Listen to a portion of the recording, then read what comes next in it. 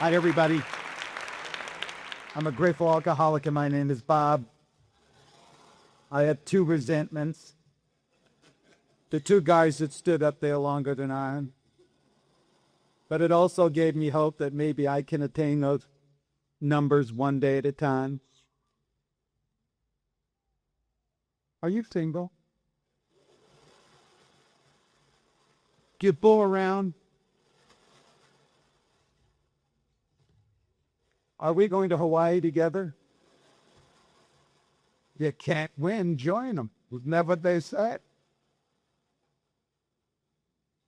I love Alcoholics Anonymous. It gave me a life far beyond anything I could possibly dream of. And it all became, and it started in rooms like this with each and every person that's sitting here. Every one of you had a part in my sobriety, because in rooms like you is where I learned about Bob, and I'm not sure I like him that well, but he's all I got. Actually, Bob, I like you, and I love you. Multiple personalities, some of you know about. But I love this one so much I want to die in my own arms. And I got that from coming to Alcoholics Anonymous, because I never liked myself one bit prior to coming to Alcoholics Anonymous. Fabulous life, isn't it? And we're all, according to page 62, selfish and self-centered enough to think we did it.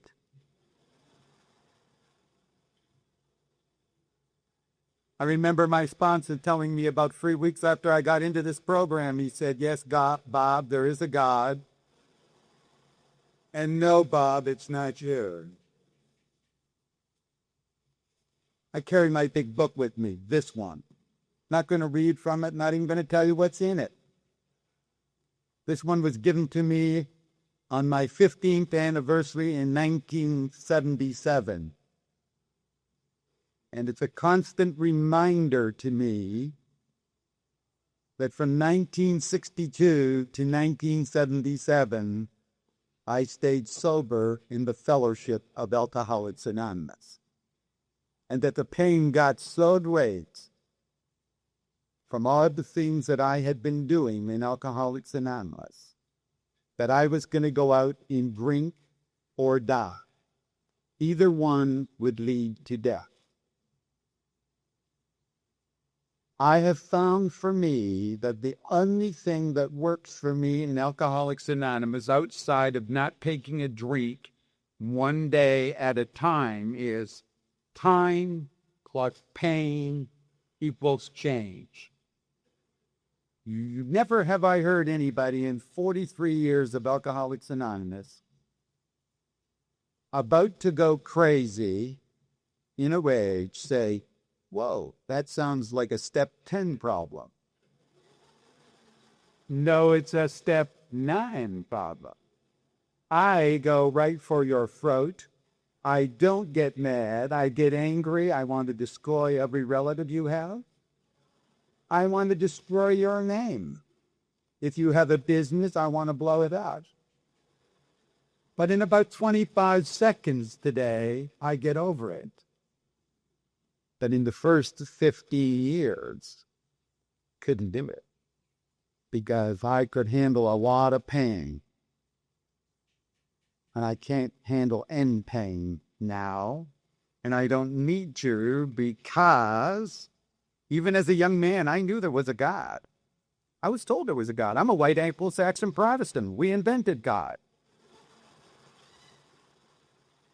He sits on the right hand of a white Anglo-Saxon Protestant.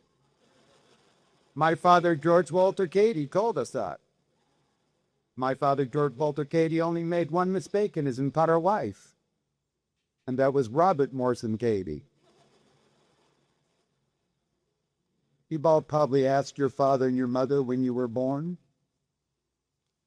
I said to my dad one day, when was I born, Dad? He said, 1937, February the 9th, 1937, which means on Thursday I'll be 69.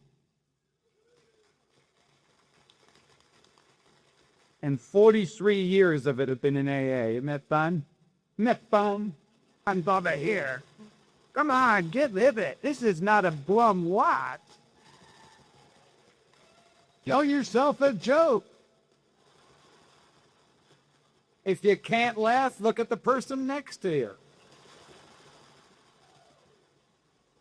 But anyway, George Walter Cady said, Bob, you were born on February the 9th, 1937 BP. I said, BP? What does that mean? He said, before the build. I said, I didn't ask to be born. He said, that's right. And if you did, the answer would have been no. That's how I started my life. Seriously, white Anglo-Saxon Protestants are a wonderful group of people. They only have 2 children, and then they never have to do it again. They have a boy first. He runs the family businesses. Then they have a girl. She marries into the family businesses, someone else. And then we merge the family business. We had a minister in our church that told us we were all going to hell. And I knew that long before he mentioned it. Because I was terrified of my life from the very beginning of it. I was motivated only by fear. I was afraid of everything. My father wanted me so badly to take over the businesses, the family businesses. But I couldn't because you needed an education. And I couldn't do work in school because I was afraid at school. So when the teacher asked me to do something, I would make a joke. I couldn't count. I couldn't read because I would tear up because I couldn't see the papers. I couldn't pass examinations because the minute I had to go in and write an examination, I was so full of fear I couldn't do anything. With the net result, my father sent me to schools all over the country. I'm from Canada. He sent me to private schools, public schools. And at the very end, this is very important, white Anglo-Saxons, Protestants also have, if we have a problem, we keep it in the house. And anybody 15 years of older, a male, they go into a little room and they resolve the problems. It was only 2 of them. My Uncle Con and me. My Uncle Con, he had a problem keeping his face out of the potatoes at the holidays. For some unknown reason, his neck muscles were loose after he had a few drinks. And then there was me. They just didn't know what to do with me. My uncle, who was a judge, said to my father, who at that time was the head of the clan, said, we should send him to Assumption College in Windsor, Ontario, which is a Catholic boys' school. Now, I was cultured. WASPs don't like anybody, but they hate Roman Catholics. They're only there to breed. It's very important that you hear what I said, because that was the first time I saw or heard a moment of silence. And I knew in my heart of hearts my father was not going to do that. And here was his wisdom. Ken, you're absolutely right. He acts like a Catholic, so we should send him to a Catholic school.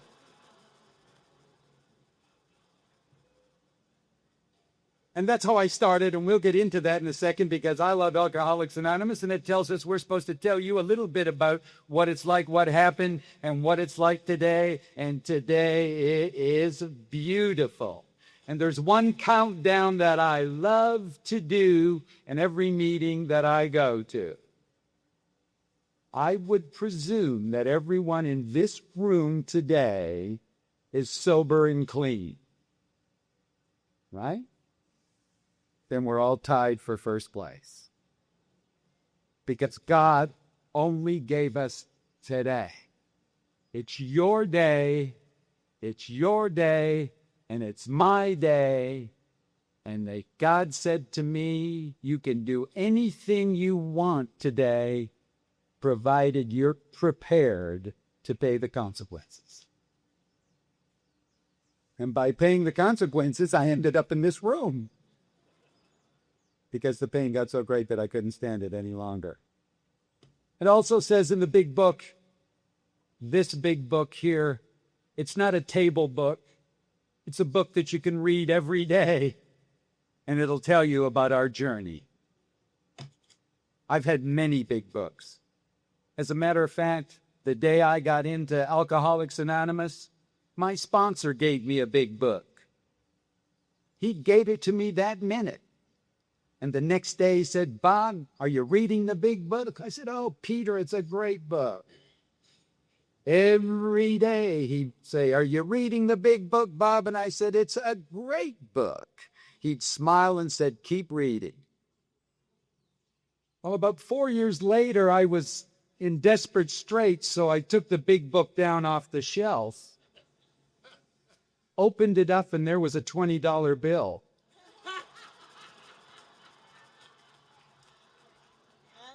In 1962, $20 was a lot of money.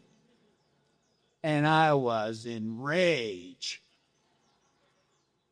For 4 years he was saying that to me and never once mentioned the $20 bill. So my word to each and every one of you, if your sponsor or a friend gives you a big book, open it. If there's money in it, I want 10% for the information.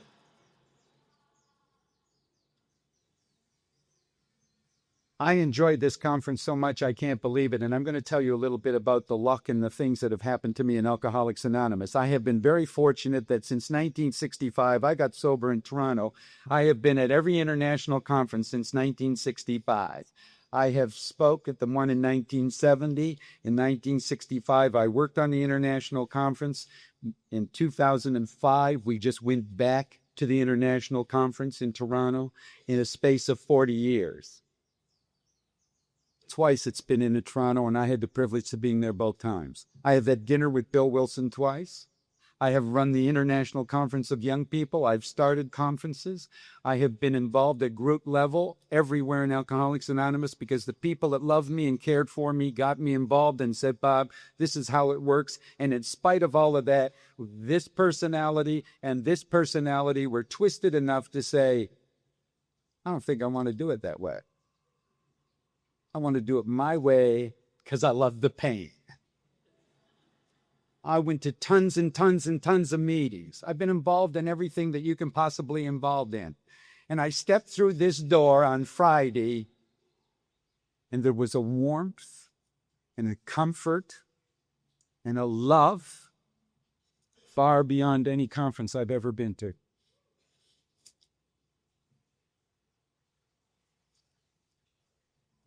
I watched the people. I watched all night long because I'm a prowler.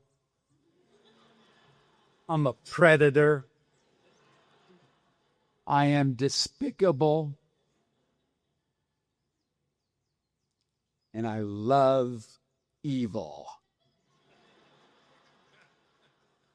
I thrive on evil. But I used to have hair. Evil took care of it. I've had a couple of wives in my life. Actually, I've had 5. And each one I love. Because at different stages of my program, I had different attractions. Some of you have been so boring, you went through the whole thing with the same person.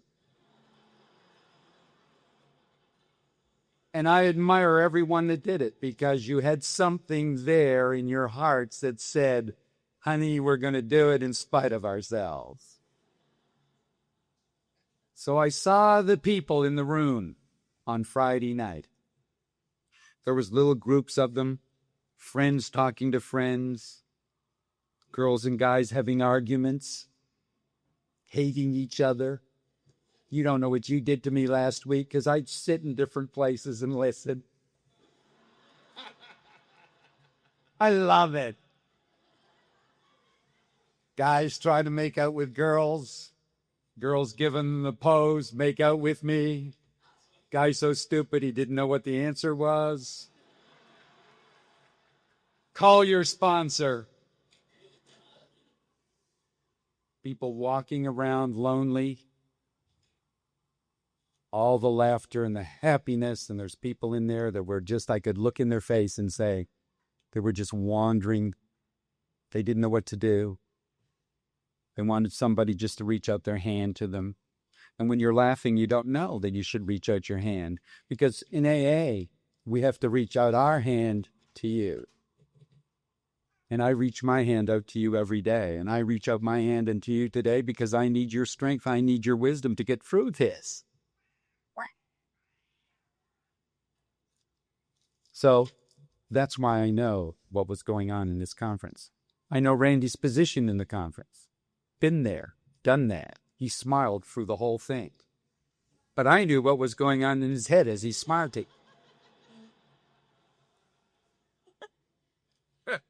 God, fix their tongue to the roof of their mouth.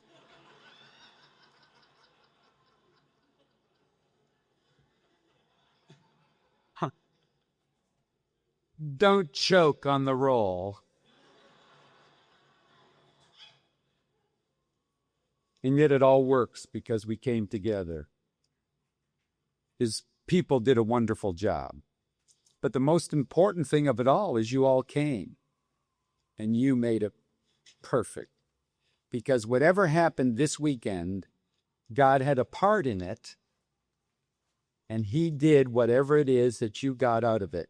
He did it for you. Not the nice guy next to you or the beautiful girl that you were trying to make friends with. I was walking in here this morning and I found out Al-Anon has a great sense of humor. I looked at a girl's badge. She belongs to Twisted Sisters. I love that. When I was drinking, that's what I was looking for. Anyway, let's get at it. I'll thank everybody after because there's a lot of people I want to thank about. I want to talk about the Friday night speaker. For instance, Tammy, I really loved her.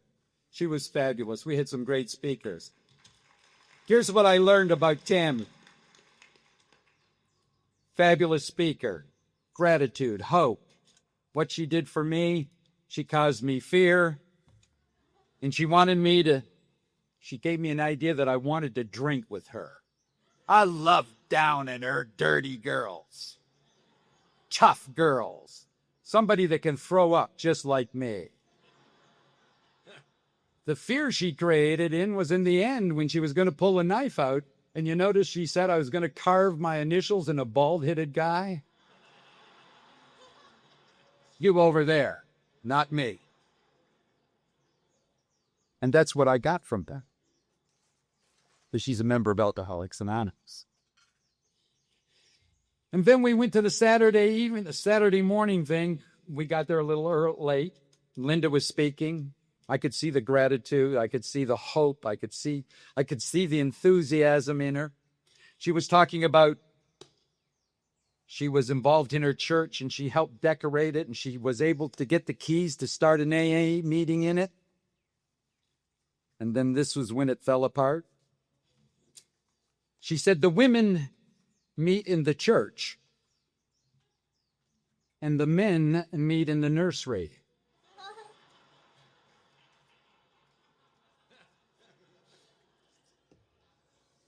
See how my mind works?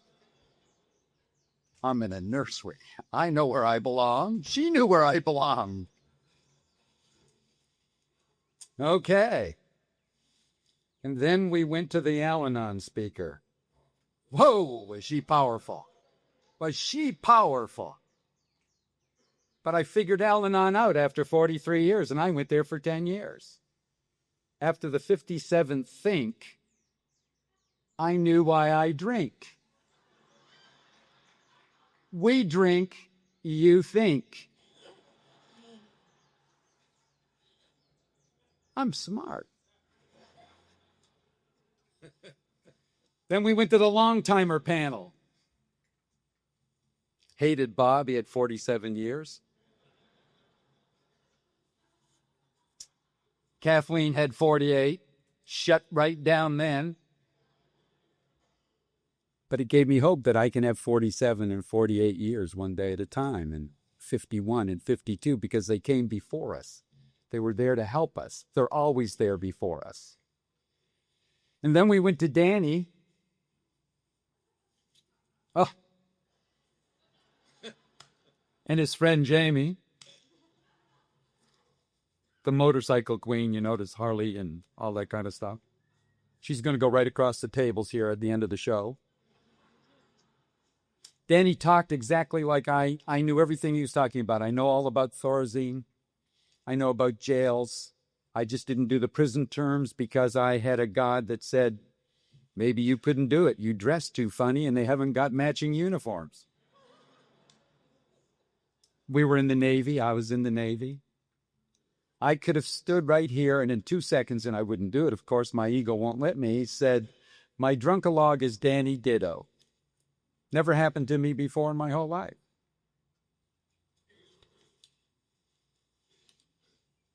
So anyway, I took a drink when I was 15 years old.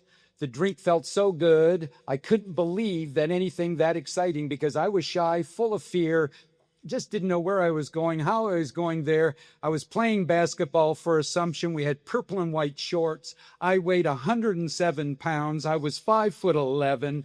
They threw the ball at my pants and hoped I was still in them. One of the games, somebody brought out a little Mickey and they passed it around and everybody took a swig. And by the time it got to me, there was 4 fumes in the thing. I drank them down. Fumes, mind you, and my whole life changed.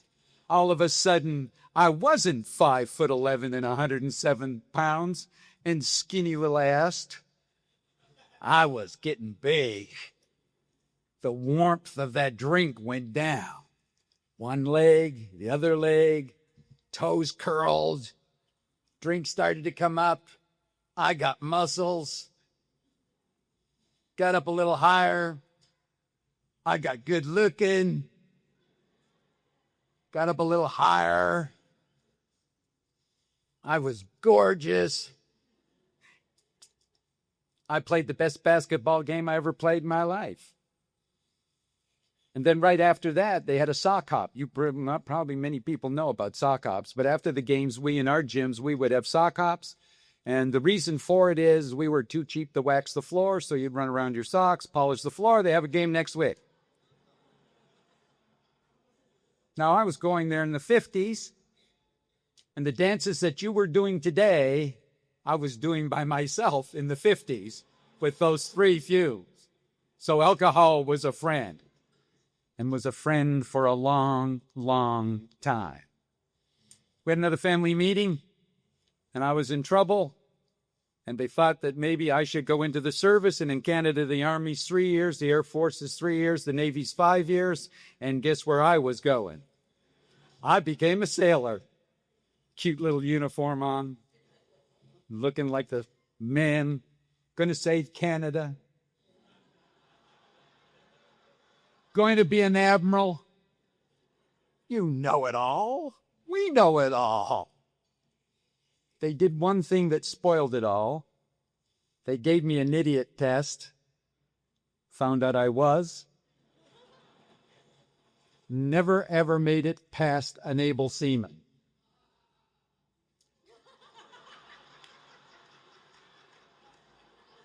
Were you on my ship? I hate guys like that. But in the Navy, I had a lot of fun. I had so much fun because I could drink. In the Canadian Navy, we weren't like the American Navy. You had great big ships. We had one little ship, one little aircraft carrier. But we had rum on ours. And you'd look down at us while you were eating your Hershey bars and your Cokes, and you saw us slobbering around with our rum because we were men. Well, I blacked out. I was a blackout drinker right from the beginning. You know what a blackout drinker is? You know how it is. You know what it's like. You're getting all dressed up. That's part of the wardrobe, isn't it? Just before you're going out to drink, you get all dressed up and you're looking sharp. Man, you're going to go out and have fun tonight. Sit there, you have a little drink. Feel like a new man. New man wants a drink. And then all of a sudden, I never knew where I was. I would wake up and I'm driving down the road with one eye closed like this. I don't know where I was going because I just woke up. And the second and the most important part is I didn't own a car.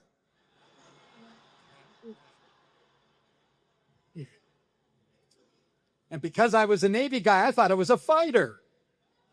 Man, I was big and strong and good in exercise and everything. They used to call me One Punch Bob. After the first punch, I was on the floor. They were selling advertising on my shoes. But I got up and kept fighting because I didn't care. After a drink, I didn't care. And you can't hurt anybody that doesn't care. Because I wanted to kill you. And you better want to kill me. I knew about guns, but I also knew guns were dangerous, so what I carried was a bag full of baseball bats, because if you carry one baseball bat, that can be a felony. If you carry a bag full of baseball bats, that means you're a coach.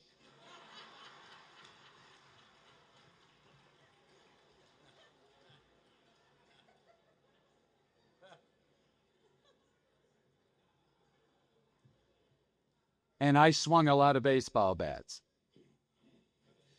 However, somewhere along the line in the Navy, I fell madly in love with a little girl that was 14 and I was 18. And I fell madly in love with her. And then I went to sea for 2 years. She was very lucky. They brought me back to play football, and they brought me back to play hockey, and then I would see her periodically, but she'd run from me because she knew this guy was crazy. I went away, came back, went away, came back. We got a little older. I convinced her that I was the man for her. Her father was a alcoholic. Her brothers were alcoholic, and I fit right in. We got married. Great wedding, beautiful wedding. George and Gladys get into this wedding.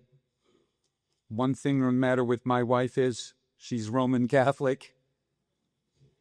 They wouldn't have anything to do with her. We got married in Nova Scotia. Navy guys all on one side, her family on the other side. They were all longshoremen. They liked to drink and fight. On my side, we used to like to drink and fight. I'm walking by the bathroom, and there's my beautiful bride there with this big white dress on, and she's taking a puff of a cigarette, so she's nervous. I never liked people that smoked. So as she came through the bathroom door, I dropped her. She went back into the bathroom door, landed on the wall, veil goes down, and I'm really angry now. But so is her father. And he was the light heavyweight boxer of Cape Breton. And you don't know, if you're Canadian, you know about Cape Bretons. They're a tough, mean group of people, and he was a stevedore. The next thing we know, there's fights, there's dancing, there's banging around, everybody's fighting. 2 guys threw me off the balcony of this hotel, and I landed on a couch. The police came, and they were arresting everybody, and they were about to arrest me, and the guy next to me said, "He's the groom." And that's how we started marital bliss.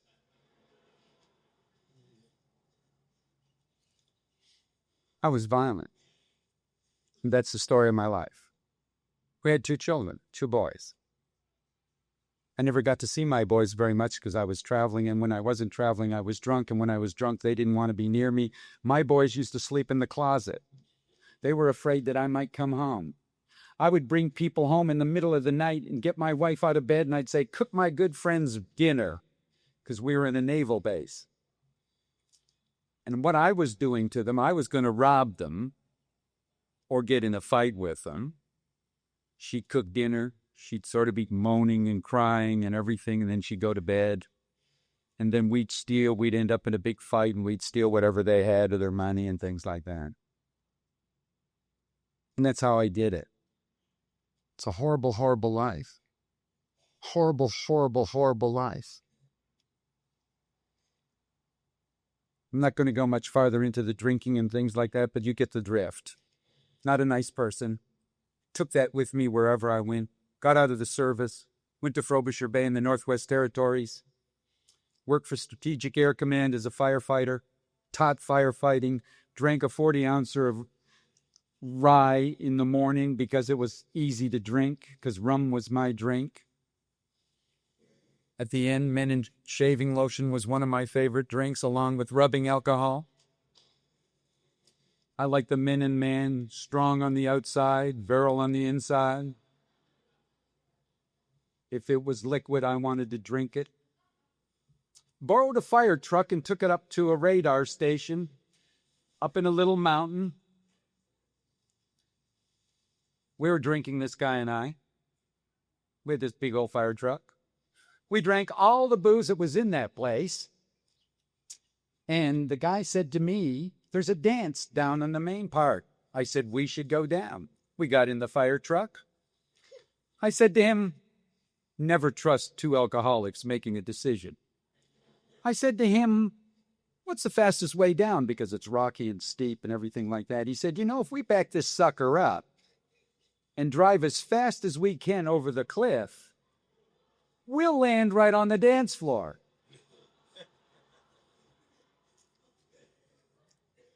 Good idea. Backed it up, went over the cliff. When I woke up, I was in Montreal, Quebec, 2,300 miles away, paralyzed from the neck down.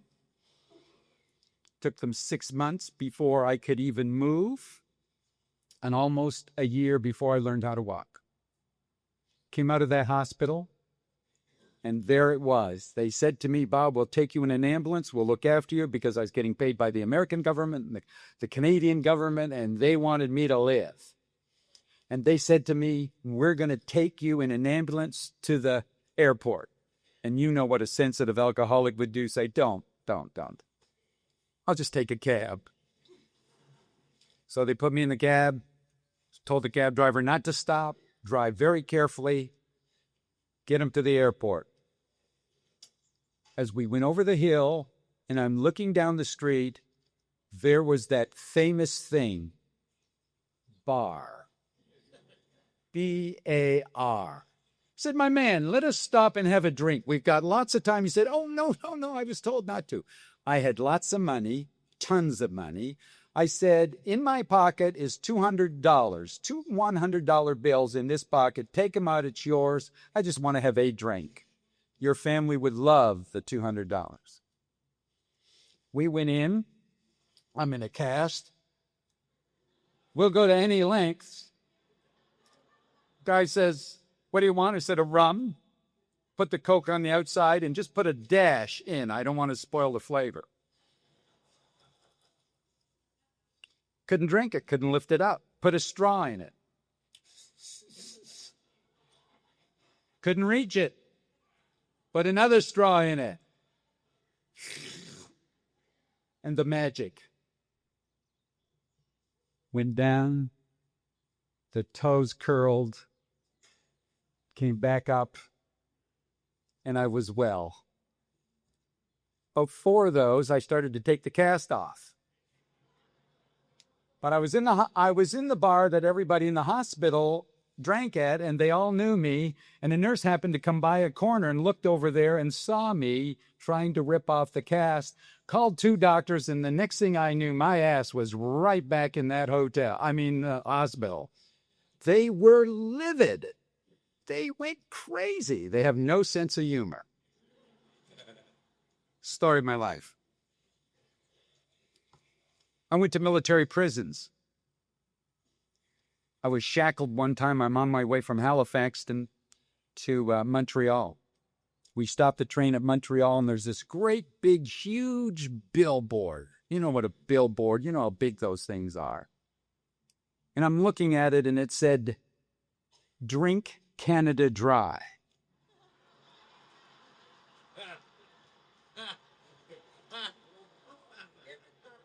I'm on my way to prison, and I said, when I get out, I'm going to have at it.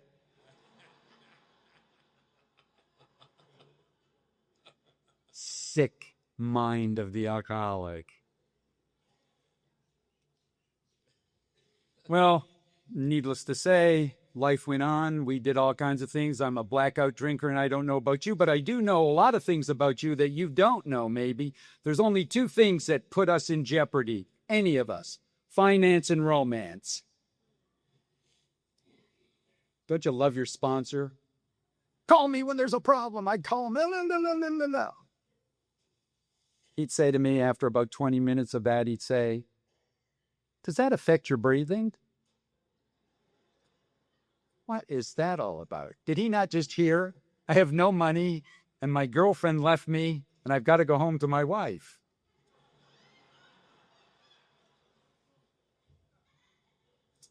You think it's funny. I had to live through this.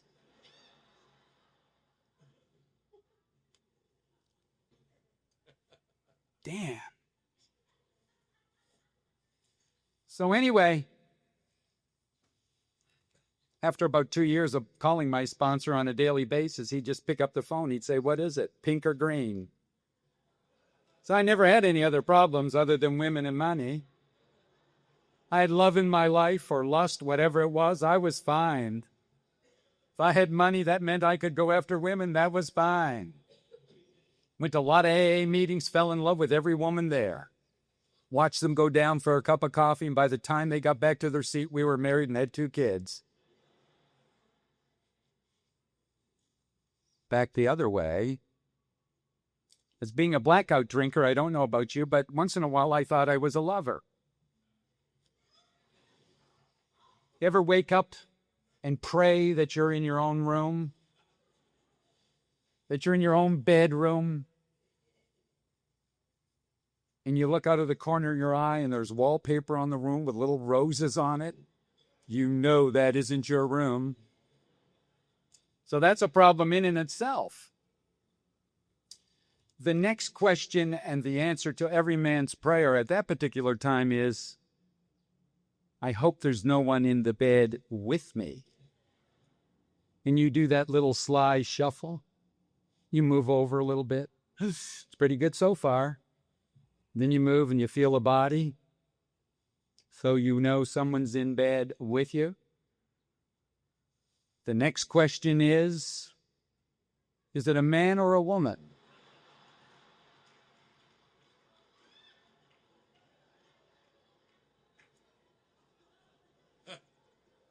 Some of you been there.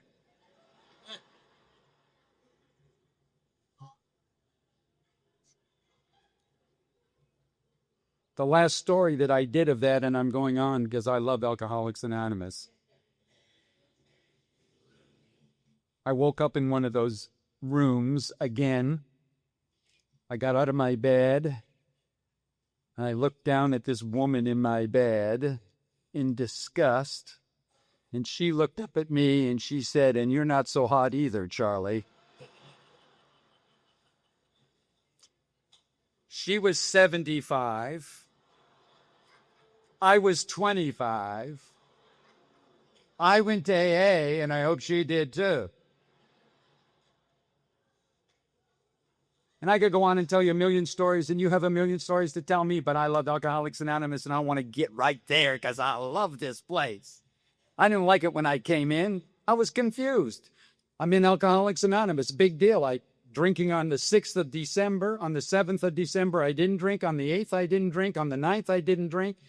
And I knew that if I went to an AA meeting, I didn't drink. Guess what? I'm going to AA meetings because I was so sick inside and I was so full of fear and remorse that I did not want to take another drink as long as I lived. I did not want to be that person that I've been discussing, and I wanted to do something about it. I just didn't know what it was, so I was content to go to meetings one day at a time for the rest of my life. Just don't let me drink one more time, God. So I go to this meeting. I meet my sponsor, as a matter of fact. I call AA on December the 7th, 1962. Do not even know what AA is, never heard of AA, and yet I called it. Who was that? Huh? Who was that? That was God. He said, Bob, I'm going to give you 5 seconds. I'm going to show you a whole new way of life, and you can do whatever you want with it. But I'm going to show it to you. And it wasn't even anything exciting that got me to Alcoholics Anonymous. I was sitting in a railroad station thinking, I guess I was going on a trip. 2 little kids playing in their snowsuits, making noise on the pipes of the railroad station with their little keychains, looked up with my head, said, I'm going to kill those little SOBs. Don't they know I'm sick? Don't they know that I can't stand this? Where's their mother and father? They don't even know how to control their kids. I know how to control my kids. I just smack them in the mouth. They'll be fine. Then all of a sudden, they stopped. And I saw these 2 little boys in their little snowsuits running as fast as they could waddle into the arms of a man, presumably their father. And I said, my children wouldn't do that for me. And I called Alcoholics Anonymous. This guy answered the phone. He said, you think you have a problem? Do I have a problem? I swore a lot in those days, and I won't go into that, but you can guess when somebody's smiling and laughing, and you know alcoholics, don't we love somebody else's grief? Yours is grief, mine's a disaster.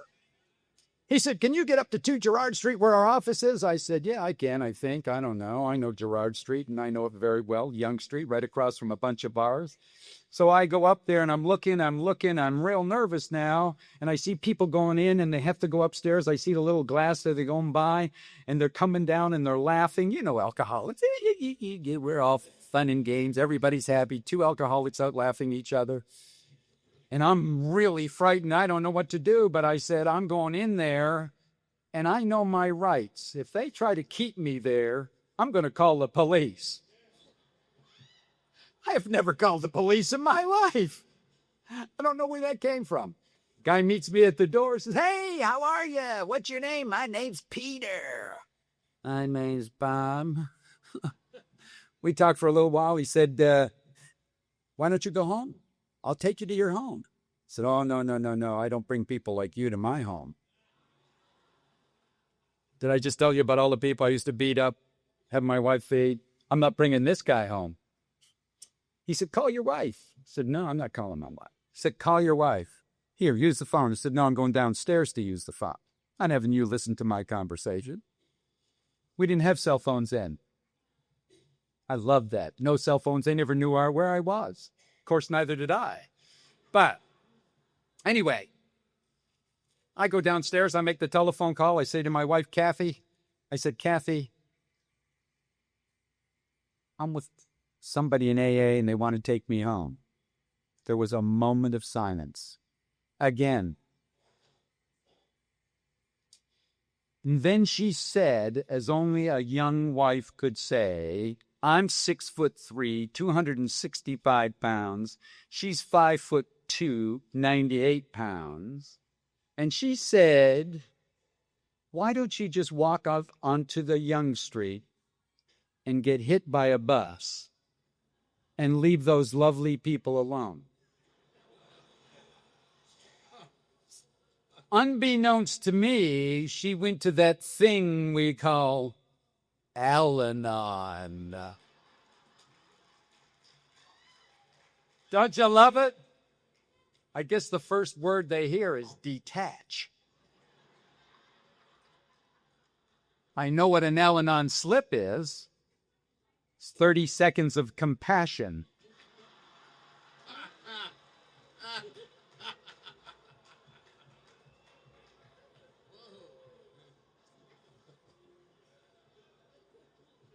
But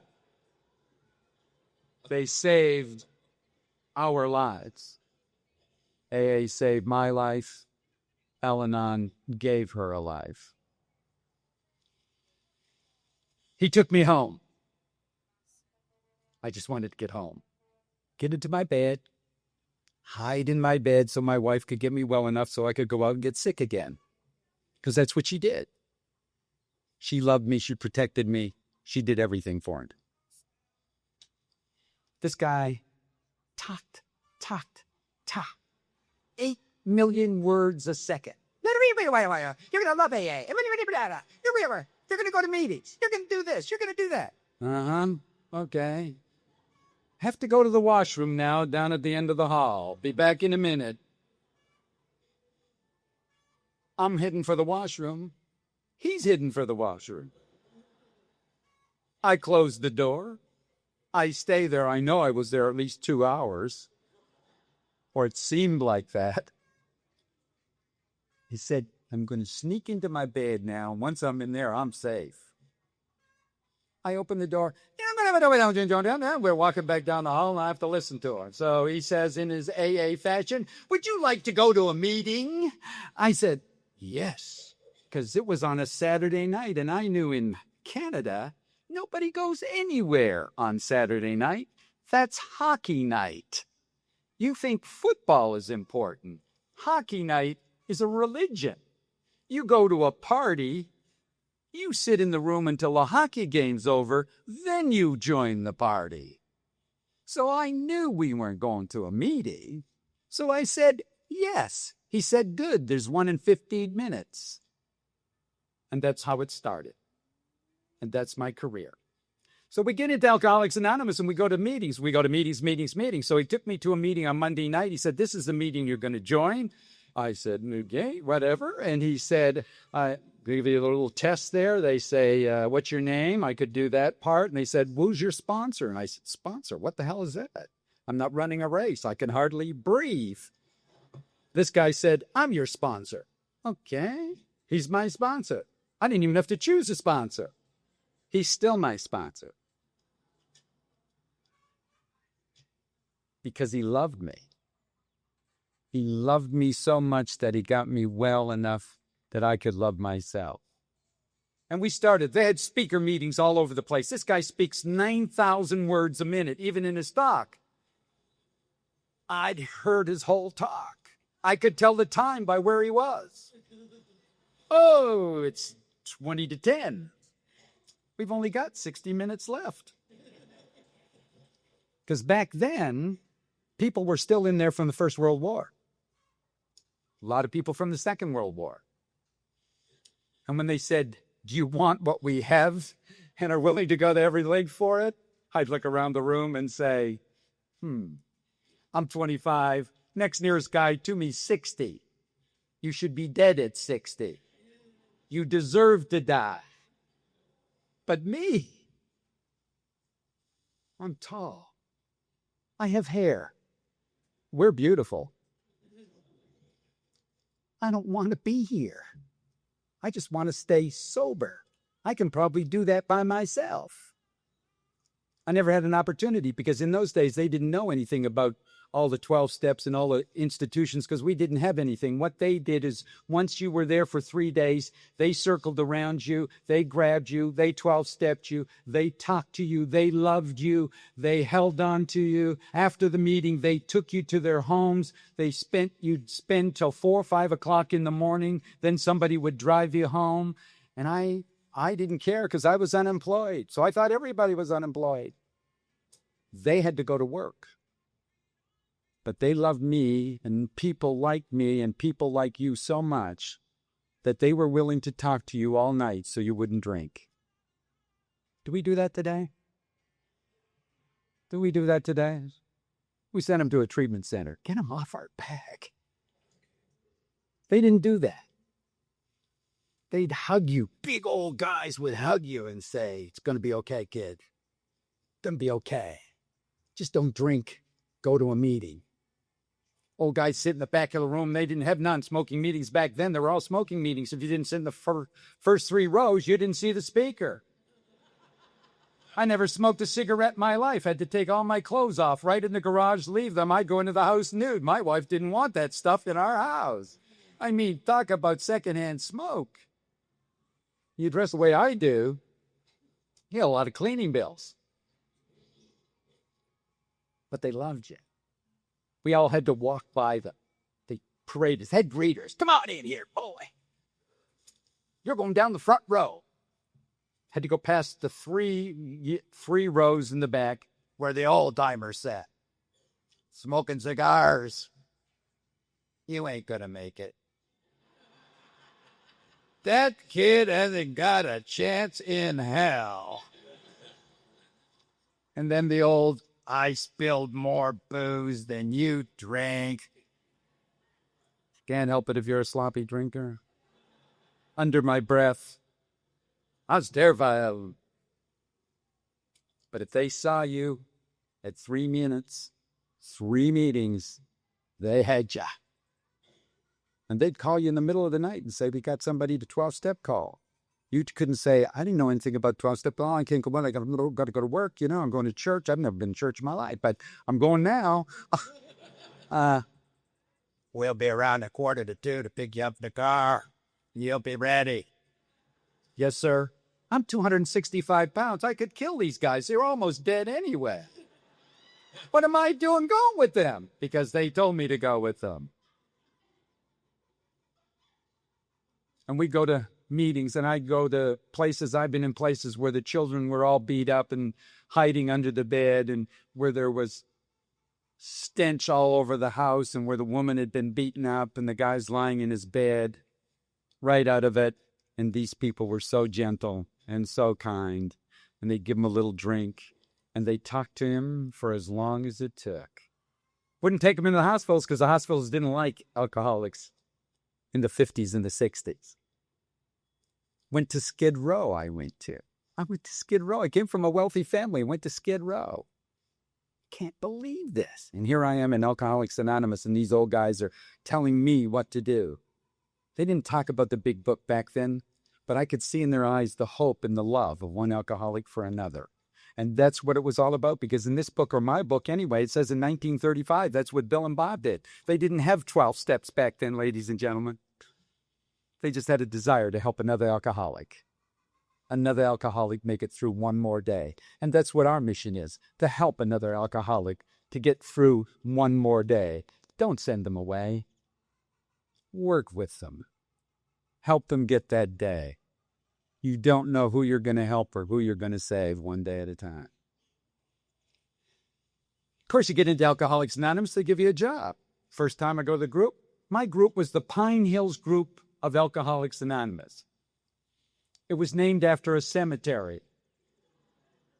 Their motto was, if we can't save you, we'll bury you. So I walk in, I'm real nervous. This guy says to me, set up the chairs, okay? Make a line, not a very good line. He said, come here, son.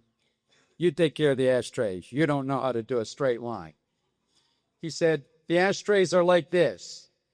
You put one down, you miss a chair. You put one down, you miss a chair.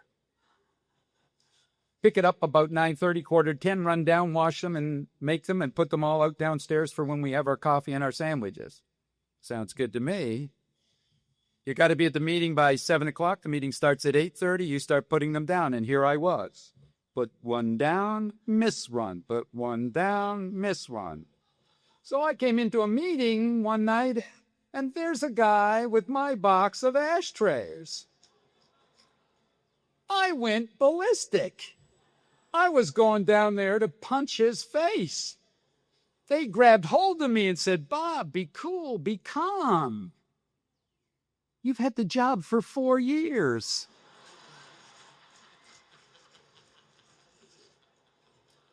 Time flies when you're having fun.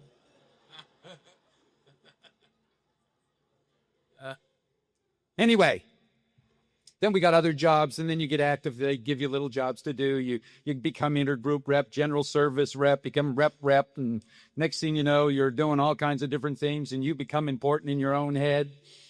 I'll be the intergroup rep. What does that mean? I don't know. I'm just it. They just told me to be an intergroup rep. Because they loved me and they wanted me to stay sober. They said, get a job. I have an aversion to work. Couldn't say no in AA. Can't say no in AA. You cannot say no in AA, because if you say no in AA, then you're not a member of Alcoholics Anonymous, because we are here to serve and love and cherish one another, because that's what God said. Says that in the big book long before we get to chapter 5. If chapter 5 was the most important thing in the big book, it would have been right at the front of the big book. Would it not? There's a lot of stuff and a lot of God in the first pages before we get to the big book. We are primed about God long before we get to the big book. Page 28 tells us he is a creator. Doesn't matter color, race, or creed. It says it right in this book. And we're his children. God loves us. We're his children. And I'm a child of God. You're a child of God. And I love you because you're a child of God. I love you no matter what it is that you're trying to do. And if you're sober one day, then I really love you, because you're going to help me stay sober for a day as well. And that's the most important thing. And that's what happened through Alcoholics Anonymous. And I got all kinds of jobs in Alcoholics Anonymous. And I had to get a real job once. I hated that thought. My last job when I was drinking was a truck driver's helper. I was paid 90 cents an hour. Stand on a little dock. They pick, hey, you stupid, come here, get in the truck. Boom, okay. We were in Halifax, Nova Scotia, and we were moving a house in the very wealthy end of Halifax. And the guy said to me, we're both sick. He said, what do you think? He said, we're on the 3rd floor. What do you think about, how can we make this quick? I said, look, let's throw the junk out the window. We'll carry the good stuff downstairs. Hate the English language. It's all a matter of interpretation. What I called junk, she called antique. Needless to say, the boss was there in 5 minutes. I was fired on the spot. And that was the last time I worked for a long period of time. And then I got a little job. It's not really things, but Alcoholics Anonymous, they gave me time to read the literature. They said, read this, read that. I could read that. Couldn't pronounce all the words, but I had a grade 9 education. I didn't believe in grade 9. I stayed there for 3 years because I loved the teacher. So I didn't have a lot to bring to the work world. But you people said it doesn't matter, because God's going to give you what you want when you need it, not 1 minute before. So just keep trying. Fabulous. Today, I run small companies. I have artists that work with me. I've developed product for companies. I merge companies together to sell them. And I'm a motivational speaker. And I got it all from you. I got it all from you because you told me to trust God.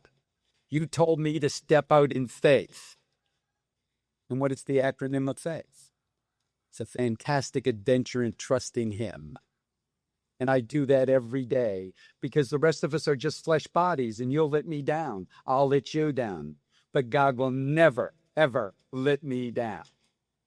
He might not give it to me on my time, but he will never let me down. Says that in the big book. What's it say? We're 100 men and women who've recovered from a seemingly what? State of mind and body. Right? Right. Page 49, it says, people of religions have logical minds. They can accept what goes on a daily basis. Well, our minds and bodies don't function quite like that, and so we have to trust this God, and we have to learn to have logical minds. They already know that. That's why those people can do this. Have a drink? Yes, I'll have a drink. Have you ever watched a social drinker drink? Drives me crazy. I'm 43 years in the program. It still drives me crazy. Picks up the drink, has another thought, wants to talk to you, puts the drink down.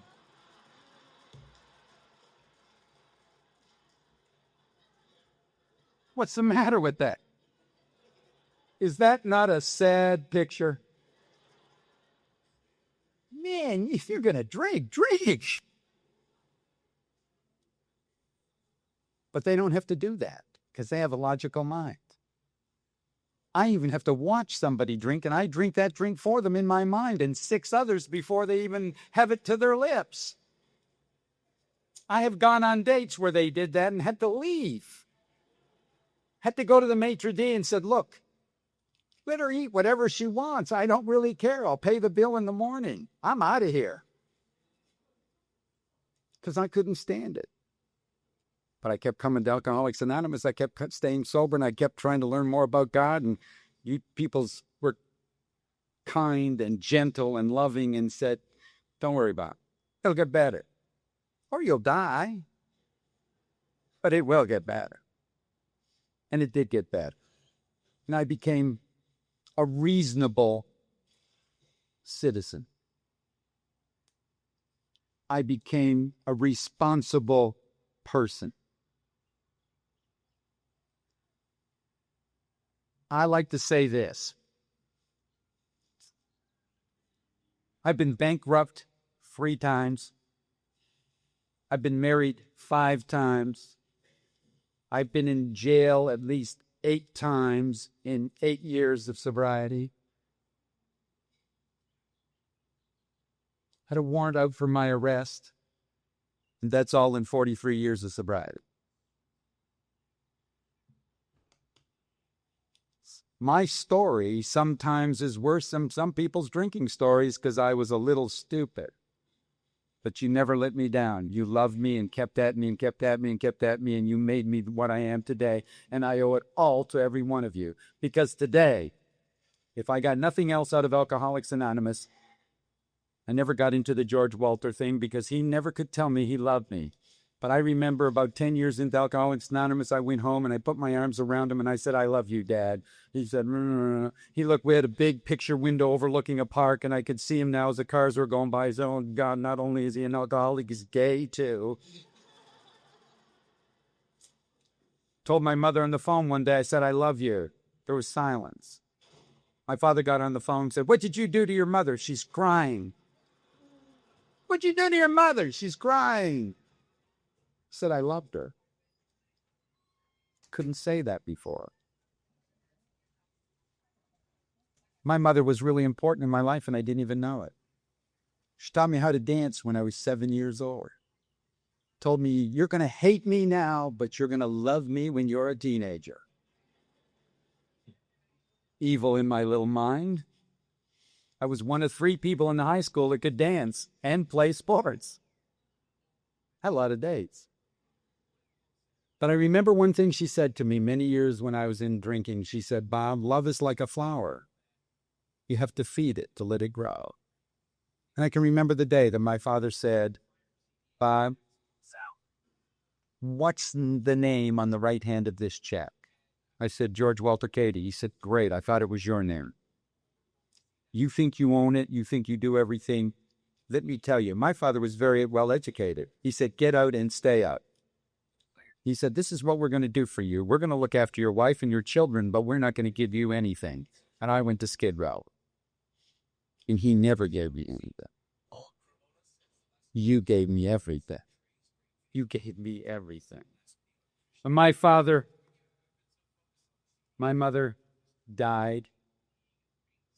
She was 85 years old, and I was away in the United States somewhere, and they couldn't get me, so they kept her alive, or she stayed alive until they got me, and I came there about 4 or 5 days later.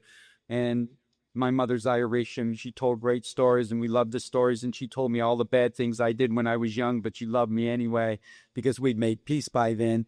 And she said, you've got a wonderful life ahead of you, Bob. Don't screw it up. Were you at a meeting? We closed the curtain, took my father home. We went back that night, opened the curtain. First time in my life, my father bent over, my mother lifted up, and they kissed. And I never seen that in my life. Never saw it. I knew that meant that they loved each other, and I didn't know until that minute. Because I could see the warmth in their eyes, because you told me to look for that. I could see the love in their hearts. Closed the curtain, went home.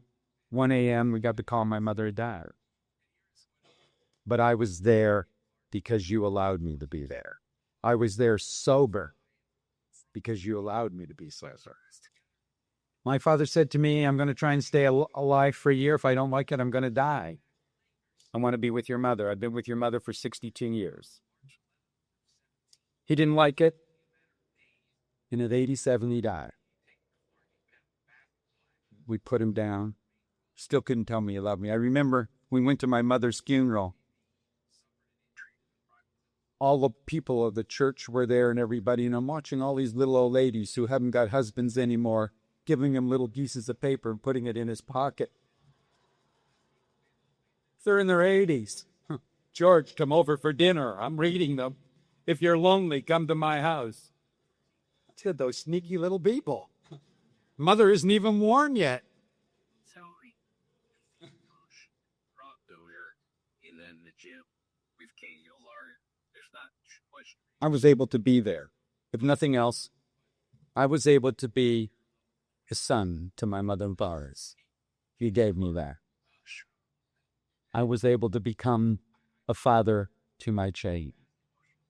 He gave me that. I am the best grandfather alive because you gave it to me. Because they've never seen anything about their grandfather other than he's this wild and crazy guy that they love, and he gets down and plays with them. He rolls on the street with them. He rolls on the grass with them. He rolls in the house with them. He fights with them. He does everything with them because I love them. And they control me. This little thing, she's about 6 years old. She's about this high. And she just says, Grandpa, I want it. What is it you want, Katrina? The world. I'll get it for you. And I remember when I got my first granddaughter, I have a granddaughter 20 and a grandson 16. My granddaughter 20 was with me when she was 3 years old, and I was living in Chicago. And I'd never been with my granddaughter before, and her mother and my wife at that time were almost the same age. I liked younger women back then. And they were going to go out for dinner, and they said, will you look after the baby? And I said, I'd love to look after the baby.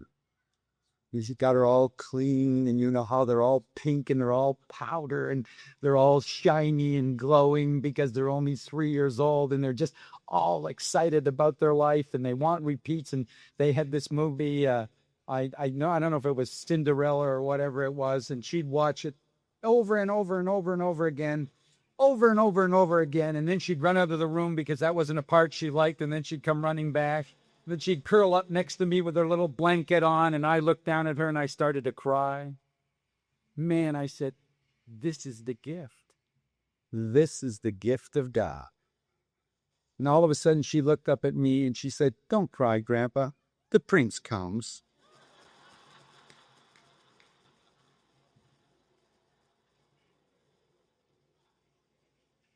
And he did through each and every one of you. We moved I lived up in Ventura here. I lived in Oxnard in a little place called Mandalay Bay. Beautiful place. We're on the water and everything like that. And our son-in-law was in Iraq, and he flew back for 2 weeks, and they're having a big party for him in Dallas. So we went back and had a party. And in the interim, we just got another little baby girl. And Kathy, my wife, was there for the birth because he was in Iraq, so she was there for the birth. And we woke up in the morning, and there was a house for sale across the street from her sister, so she went over and bought it. And that was my first clue we were moving. It was non-negotiable because we were going back to our grandchildren, and it didn't matter what was there, the seals, the mountains, the ocean, the beautiful weather. Doesn't mean a thing when it comes to family. Because when you're sober, you've been sober for a long time, the journey is with God and families. That's where we go. I'm not going to talk about the steps because they're your steps. You're going to do your journey the way that you want to do your journey. All I'm asking you to do is do it. Don't wait 15 years like I waited 15 years to do it. Get into it right away and do it. Be free. Enjoy your life. God works in mysterious ways. His wonders to perform. I came here. I was a consultant here. I was making really good money, and I'm going back to Dallas now. I had to give up all those jobs because the big one that was paying me a lot of money wanted me to move to San Diego. And I said, well, we just bought a house in Dallas and Allen, Texas. And I neglected to tell my wife we have no money. We have really bad credit 43 years later. And you still owe the government $90,000 from a $450,000 tax bill. And you want us to move? She said, we're going to move. So we call a mortgage guy. The guy looked at me and he said, you can be unemployed, you can have bad credit, but you can't owe the government. First payment, they're going to take your house. And I've learned not to worry about what he has to say. I said, I'm going to tell you what. Your function is to get a mortgage for me or not. If you don't, it means I'm going to rent. If you do, it means I'm going to own. But you're not going to make that decision. God is. Now this guy, he said, what is this nutcase all about? They're usually begging me, please, please, please. And I said, we got to get back to California, so I got to leave right now, so enjoy yourself. I'm on my way, and we raced to the airport. We got back to Oxnard. Johnny Carson used to make jokes about Oxnard. And I got a call on Tuesday morning. And the guy said, Bob? I said, yes. He said, I like your God. You got a mortgage. Nobody should have a mortgage. We got a mortgage. We got a house. Now we got to pay for it. That means I got to get a job. I called Free People. They didn't want me. They didn't need my services because I've been in my business for about 40 years. But they recommended somebody, and somebody else recommended somebody else. And the next thing you know, it's all there because God provides, doesn't he? Isn't that what God said he'll do? Aren't we children of God? Isn't that what the Lord's Prayer is all about, that we are children of God? And doesn't he say, I'll give you your daily bread? We're stupid enough to think we're going to do it. He gives us what we need each and every day. And what he tells us to do is walk out in faith. Walk out in faith. Embrace the day because I've given it to you. I've given it to you. And it says, we're not a glum lot. Don't be a glum lot. Enjoy your life because God's going to look after you. He's going to look after everything. And I've had lots of things happen to me in Alcoholics Anonymous. Lots of really, really bad things happen to me in Alcoholics Anonymous. But now one of them could hurt me because I came to you with all my problems. I had a son die when he was 3 years old in Alcoholics Anonymous. And nobody should ever go through that death, that a son or a daughter should die before their parents. Nobody should go through that. And I woke up in the morning. I was a fireman at that particular time, and I knew the baby had died. I knew all about that baby. And I didn't know what to do, so I called my sponsor. My sponsor came over in 10 minutes. There was 25 people in my apartment. They were making sandwiches. They were making coffee. They were making telephone calls because that's what people in Alcoholics Anonymous do. We had a little funeral for this boy. He was in a little white basket. There was hundreds of people at that funeral. They didn't know that little boy. They knew me. They came to support me.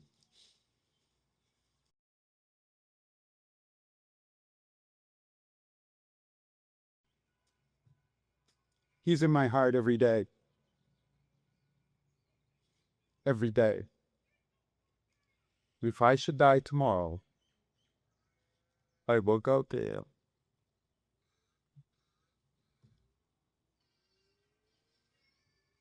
Because that's the journey. There's a beginning, there's a middle, and there's an end. But the middle has been so phenomenal. So phenomenal. Because you allowed me to live it through you. Thanks.